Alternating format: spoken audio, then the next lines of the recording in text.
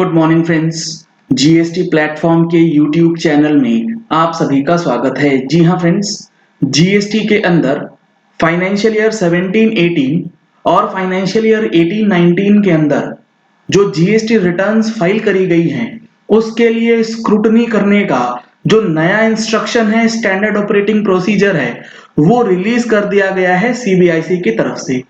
13 पन्नों का ये इंस्ट्रक्शंस ऑफिसर्स को दिया गया है कि अब आपकी जो रिटर्न्स फाइल करी गई हैं उसके अंदर कौन से ऐसे एरर्स या मिसमैचेस हैं जिसको स्क्रूटनी के दायरे में रख करके आपकी रिटर्न्स जो हैं वो चेक करी जाएंगी। तो अब आप लोगों के लिए ये समय आ गया है कि आप अपनी जीएसटी रिटर्न्स 17-18 और 18-19 के लिए अगर अभी तक ये काम नहीं कर रखा है तो इन सारी चीजों को प्रिपेयर करना चालू कर दीजिए। कभी भी आपके पास स्क्रूटनी का नोटिस आ सकता है। जो पैरामीटर्स आज हम लोग डिस्कस कर रहे हैं उस पैरामीटर्स के अंदर किसी भी एक पैरामीटर में अगर आप फॉल करते हैं, ये जो सर्कुलर है, ये जो इंस्ट्रक्शन है, आपको हमारी मंथली टैक्स मैगजीन में भी देखने को मिलने वाला है। अगर आप लोगों ने अभी तक टैक्स मैगजीन का सब्सक्रिप्शन नहीं लिया है तो नंबर्स आपको स्क्रीन पे दिए गए हैं 9693601228। इन नंबर्स पे कॉल करके, व्हाट्सएप करके आप टैक्स मैगजीन की सब्सक्रिप्शन डिटेल्स जो है वो ले सकते हैं। अब यहां पर जो ये इंस्ट्रक्शन है इसको हम लोग डिटेल्स में डिस्कस करेंगे अलग अलग वीडियोस में। सबसे पहले हम लोग डिस्कस करेंगे list of parameters for scrutiny, कि कौन से ऐसे पैरामीटर्स हैं, कौन से ऐसे कंडीशंस हैं जिसके बेसिस पे स्क्रूटनी किया जाएगा। इसमें सबसे पहला है tax liability on account of outward taxable supplies, यानी कि वो आउटवर्ड टैक्सेबल सप्लाईज जिसके ऊपर आपकी टैक्स लाइबिलिटी बनती थी, यानी कि nil rated, zero rated, exempted वाली टर्नओवर को छोड़ के। And outward taxable supplies, domestic supplies plus export supplies, यानी कि जिसके ऊपर आप टैक्स पे करते हैं। और जो जीएसटीआर 3B के टेबल 3.1A और टेबल 3.1B में इन समरी जो टोटल लाइबिलिटी आपने जीएसटीआर 3B से पे करी है, it will be verified with the corresponding tax liability in respect of outward taxable supplies GSTR 1 के जो टेबल्स हैं, table 4, table 5, 6, 7A, 7B, 11A, इन सारे टेबल्स का टोटल करने के बाद, क्योंकि ये जो टेबल्स हैं इसमें से आपकी टैक्स लाइबिलिटी निकलेगी जीएसटीआर 1 के लिए और जीएसटीआर 3B की जो लाइबिलिटी है, दोनों को कंपेयर किया जाएगा। अगर इसमें कोई भी आपका अमाउंट जो है वो मिसमैच पाया जाता है तो आपके लिए स्क्रूटनी का रास्ता जो है वो खुलेगा। दूसरा है tax liability on account of inward supplies liable to reverse charge as declared in 3.1D of 3B may be verified in the following manner। जी हाँ फ्रेंड्स, जब आप 3B फाइल करते हैं इसके अंदर टेबल 3.1 ब्रैकेट डी में रिवर्स चार्ज की लाइबिलिटी आपको सेल्फ असेसमेंट बेसिस पे करना है। अब उस टेबल का अमाउंट रिकंसाइल किया जाएगा जो आपने इनपुट टैक्स क्रेडिट, क्योंकि रिवर्स चार्ज का जो टैक्स आप पे करते हैं उसका इनपुट टैक्स क्रेडिट क्लेम करते हैं सेम मंथ में 3B के अंदर। तो अगर आपने 3.1D में 100 रुपए जमा करे हैं और आपने इनपुट टैक्स क्रेडिट 120 रुपए ले लिया है तो यहां पर आप पकड़े जाएंगे। तो इस चीज को रिकंसाइल किया जाएगा। दूसरा है ITC in respect of inward supply attracting reverse charge as available in 3 and 5 along with the net effects of amendment in GSTR 2A। आपके GSTR 2A के बेसिस पे भी ये देखा जाएगा कि आपने जो रिवर्स चार्ज का पेमेंट किया है और आईटीसी लिया है वो आपके 2A के साथ मैच हो रहा है या नहीं, क्योंकि 2A के अंदर रजिस्टर्ड आरसीएम का फिगर जो है वो निकल के आता है।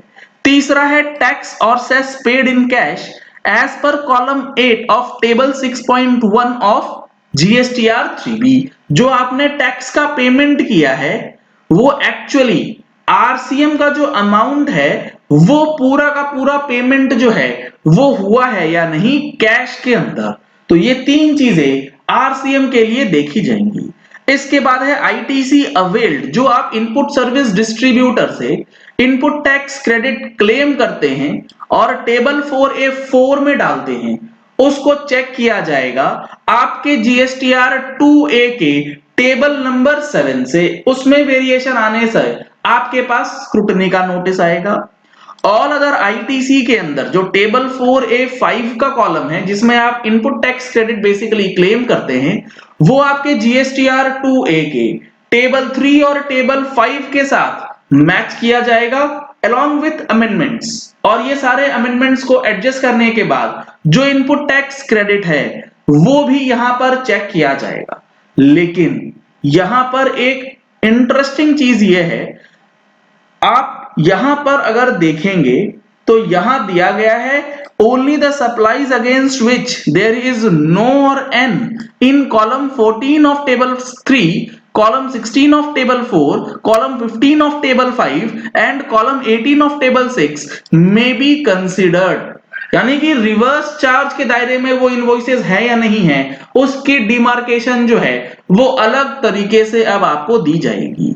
अगला है it may be verified that the taxable value declared, जो आपने टर्नओवर डिक्लेयर किया है टेबल 3.1A में, वो it is not less than the net amount liable for TCS TDS credit as per column number 6 of table 9 of 2A। अब यहां पर क्या कहने का मतलब है कि जो आपने टर्नओवर 3.1A में डिक्लेयर किया है वो आपका टीडीएस और टीसीएस क्रेडिट, जी हां फ्रेंड्स, टीडीएस टीसीएस क्रेडिट का जो आपका टैक्सेबल वैल्यू है, उस टैक्सेबल वैल्यू को आपके जीएसटीआर 3B के टेबल 3.1A से मैच किया जाएगा। डिफरेंसेस पाए जाने पे स्क्रूटनी का नोटिस जो है वो भेजा जाएगा। अगला है liability on account of outward supplies 3.1 और 3.1B दोनों को ऐड करने के बाद should be verified with the tax liability as declared in e-way bills. 3.1A और 3.1B का टोटल आपके ई-वे बिल के टोटल से मैच होना चाहिए। Claim of ITC in respect of supplies from tax payers whose registrations have been claimed या cancelled retrospectively. आपके supplier से आपने माल खरीदा, उसका नंबर रेट्रोस्पेक्टिव इफेक्ट से कैंसिल हो गया है, तो भी आपके आईटीसी पे अब गाज गिरने वाली है। इनएलिजिबल आईटीसी जो आपने क्लेम किया है ऐसे सप्लायर्स के द्वारा जिन्होंने अपनी रिटर्न्स जो है वो टाइम पे नहीं फाइल करी है, तो भी आपके पास स्क्रूटनी का नोटिस आएगा। 16(4) के बाद आपने कोई इनपुट टैक्स क्रेडिट क्लेम किया है, उसके लिए भी इस इंस्ट्रक्शन के अंदर बता दिया गया है कि वैसे आईटीसी को भी आपके लिए डिनाई किया जाएगा, डिसअलाउ किया जाएगा। आपको उसका भी रिकंसिलिएशन जो है वो प्रॉपर तरीके से करके देना होगा। अगर आपने इंपोर्ट ऑफ गुड्स का आईटीसी क्लेम किया है 3B के अंदर, तो वो जीएसटीआर 2A के टेबल 10 और टेबल 11 के साथ मैच किया जाएगा, जो कि बिल ऑफ एंट्री आप खुद से फाइल करते हैं उसके बेसिस पे होगा। Whether the registered person had made reversal of ITC, अगर आपने कॉमन इनपुट्स ले रखा है टैक्सेबल और एग्जाम दोनों के लिए, तो आपने रिवर्सल अकॉर्डिंगली किया है या नहीं। अगला है whether the registered person has paid the interest liability।